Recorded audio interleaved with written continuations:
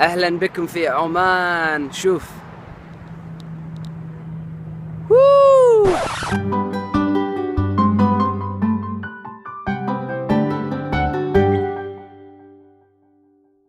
السلام عليكم. أنا هنا قريب من مسقط في عمان. عمان. With an ayn. Now this letter, ayn, is one of the most famous, well-known letters in Arabic because it's that sound that I once described this as like if you're in the desert and you fall over and you bang your knee on a cactus and it's kind of like that my knee like really hurts. It's that kind of sound. So imagine like saying an and then you kind of tighten up your throat a bit, so it's like a I've said it quite a few times now, so I'm not going to say it too many more times. Loads and loads of words begin with ayn. You got Oman, you've got Salamu Alaikum, you've got Amr. Perhaps most even more famously, the actual language itself. اللغة العربية عربية. تتحدث العربية تتحدث العربية تتكلم العربية تتكلم العربية. Again, it's that Interesting fact, the capital of Jordan is called Amman. And you know what? It's spelled exactly the same way. Amman. Noon. The word Oman begins with this letter. So it kind of looks like this. And it goes Ayn, Mim, Alif, Noon. Now the only difference is the actual vowelling of that first letter, that Ayn. So you can put the Dhamma for the Oman and the Fatha for the Amman. Perhaps the best example of two words which are similar, one with the Ayn and one with the Alif. Take the word alam. Now alam means to learn, to study.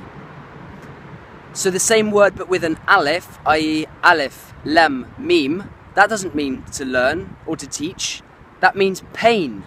It's a completely different word. So you've got alam, ash'ab al-alam, ash'ab al-alam.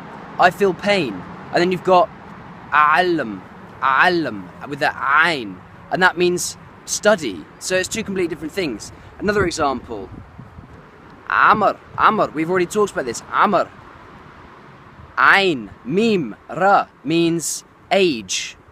Yeah, it means age. It's also a name, Amr, but it means age. If I change the ayn to an alif and I get Amr, that means like an order, like a request.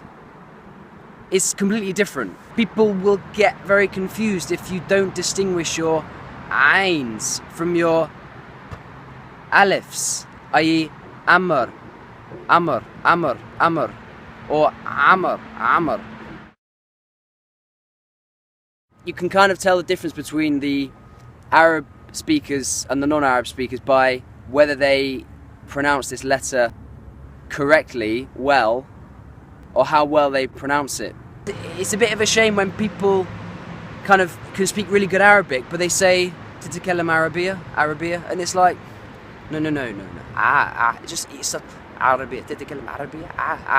It doesn't have to be loud, but you know, just enough to tell the difference between the alif, the عربية, and ayn, the ayn. Try and emphasize that Amr, and you'll feel a bit weird doing it at first. You'll feel a bit uncomfortable, like you're kind of trying very hard to sound genuine, but it's better than just being lazy with it and not having anyone understand you. So I'd highly recommend that.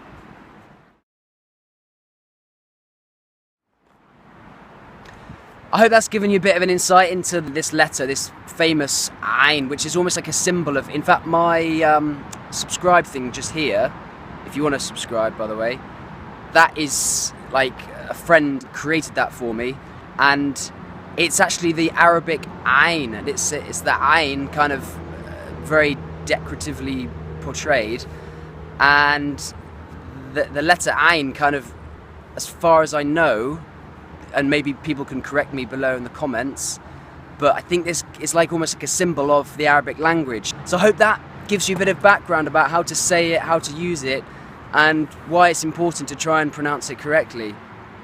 What better place to talk about the letter Ain than in Oman, because this place begins with an Ain. They pronounce it really clearly.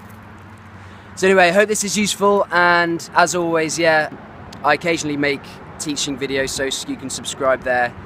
But yeah, keep studying, and ila illaqa. Who's this guy? Give him my shot.